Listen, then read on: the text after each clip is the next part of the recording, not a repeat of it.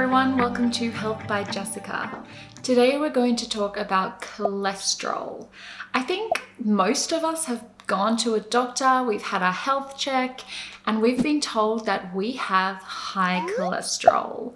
Doesn't matter how old or young you are, that can freak you out. So cholesterol is basically demonized for being a contributor to the development of heart disease. So most of us think that if our cholesterol is high, that's a bad thing because it means we are going to get heart disease or we are at an increased risk of getting heart disease.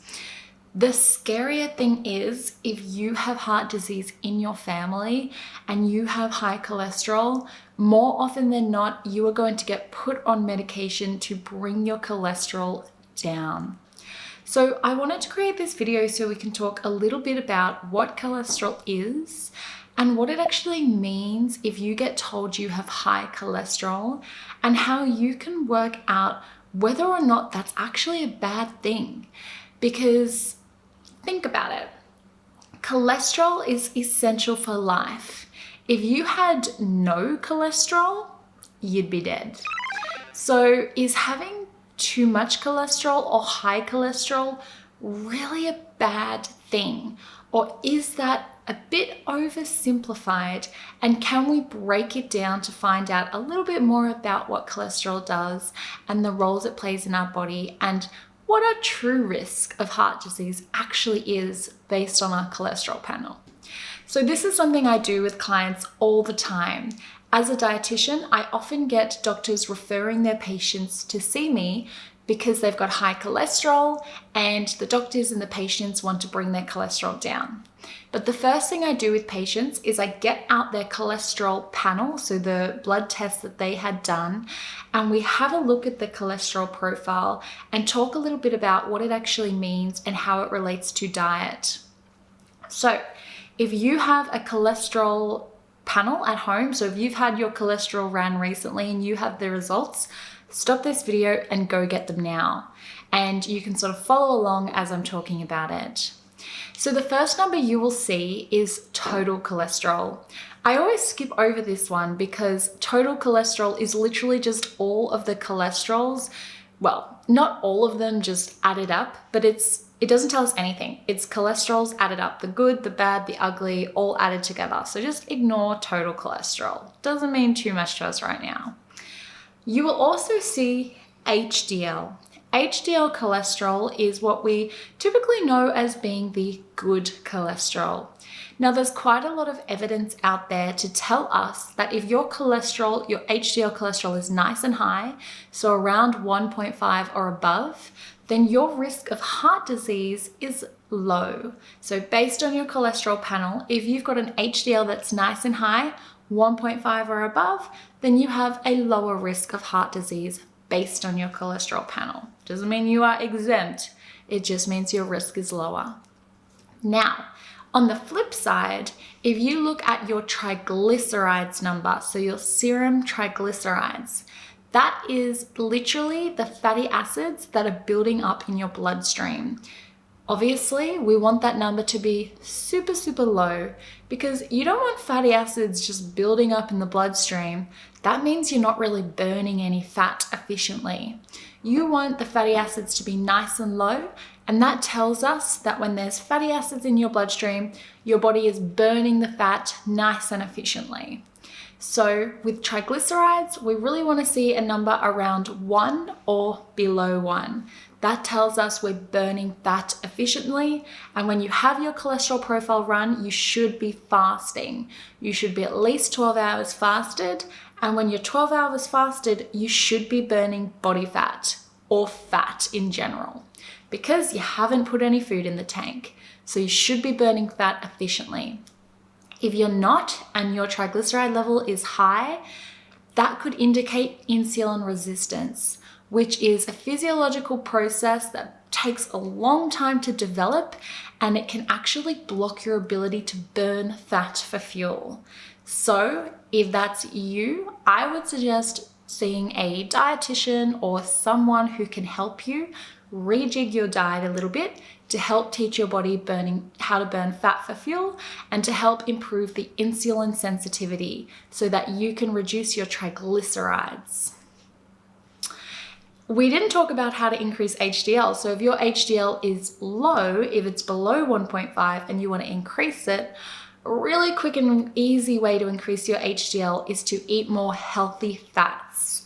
So healthy whole food sources of fats like eggs, like avocado, olive oil, nuts, seeds, and even things like red meat and fish. So the next number on or the next type of cholesterol you have on your cholesterol panel is LDL cholesterol. This is the one that a lot of people will freak out about. If your LDL cholesterol is high, often that's when you get told your cholesterol is high and you need to do something about it. Typically speaking, that is going on cholesterol medication to try and bring it down. However, we do want to think about some of the reasons as to why LDL cholesterol might be high. For example, if you're losing weight, if you're actively mobilizing stored body fat and using that for fuel, then your cholesterol might actually go up. That doesn't mean that you're increasing your risk of heart disease because you're losing weight. It's actually quite the opposite. Often when we're losing weight, we're reducing our risk of heart disease. However, if someone just looks at your cholesterol profile and doesn't take into account that you might be in a stage of active weight loss, and that's why your LDL cholesterol is high, then they'll be missing the big picture and you might get put on cholesterol medication when you don't even need it. The other thing to note is that there are different types of LDL cholesterol, and on most standard panels, your LDL number is actually calculated. They haven't even really measured it, they've just calculated it. So what you can ask your doctor for is something called an LDL subfraction analysis, which is something that actually measures the LDL particles and breaks down the LDL particles. So you can actually see whether or not the LDL cholesterol you have in your blood is a healthy type or an unhealthy type. The healthy type of LDL cholesterol is like large, buoyant, fluffy LDL particles that go around your body, carrying fat around your body, doing all the right things. The unhealthy type of LDL cholesterol is the small, dense, atherogenic LDL cholesterol, which doesn't really know what it's doing. It's been damaged in some way, so it's carrying fat around your body, but it's hanging around in the blood for too long. It's become damaged and it can cause damage, which may increase your risk of heart disease.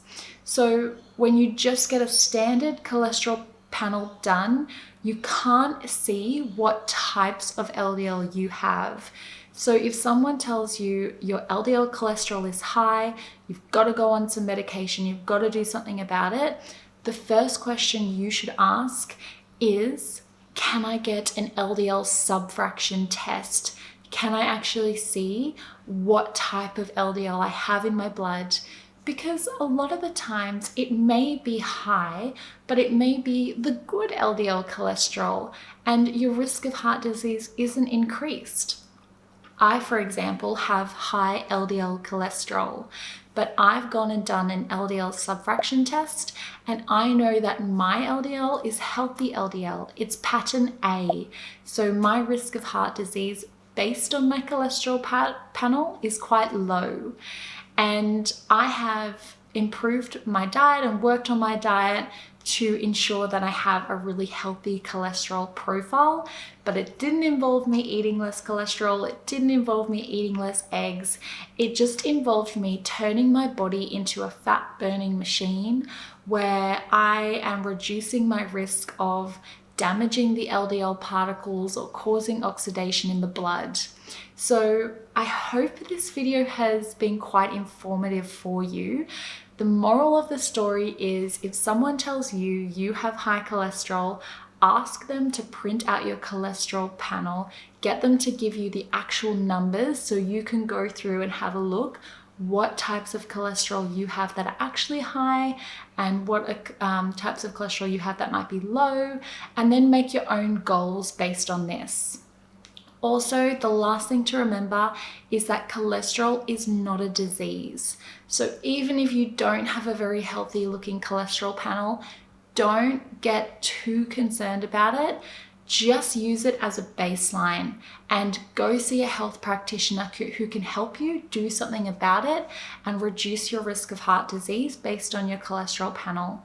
But having high cholesterol or abnormal cholesterol is not a disease.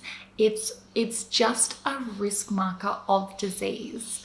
A lot of the times in health, we try to figure out what your risk of certain diseases are based on blood tests, but just saying you have a high risk of disease doesn't mean you have the disease. And just saying you have a low risk of disease doesn't mean you can't get the disease.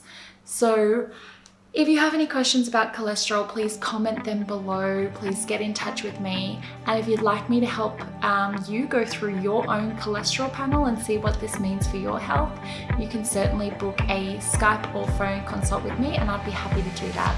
Thank you.